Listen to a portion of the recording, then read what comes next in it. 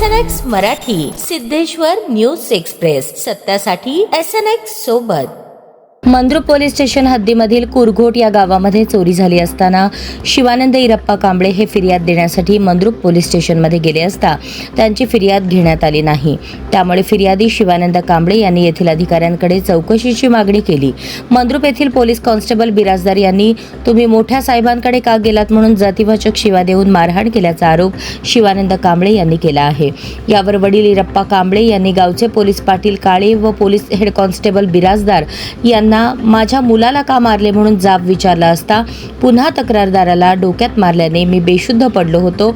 माझ्या वडिलांनी मला सिव्हिल येथे उपचारासाठी घेऊन गेले असे शिवानंद कांबळे यांनी आपल्या तक्रारीत सांगितले आहे आणि पोलीस पाटील काळे व पोलीस हेड कॉन्स्टेबल बिराजदार यांच्यावर कारवाई करण्याची मागणी पोलीस अधीक्षक यांच्याकडे केली आहे। या घटनेने परिसरात पोलिसांविषयी नाराजी व्यक्त केली जात आहे। आम्हाला जातीवादी शिवाळ येऊन पोलीस पाटीलने मारले।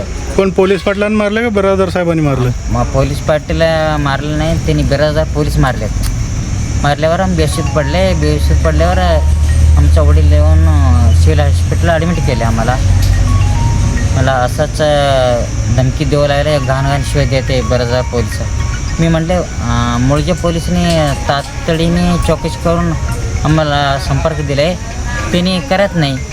3 महिना झाले, तुम्ही काय केलं काम? तुम्ही बिराजदार यांच्या विरोधात काय तक्रार दिली आहे का कुठे? बिराजदारांनी यांच्या विरोधात तक्रार दिली। कुणाकडे दिली? त्यांनी SP साहेब DSP काय म्हणून दिली?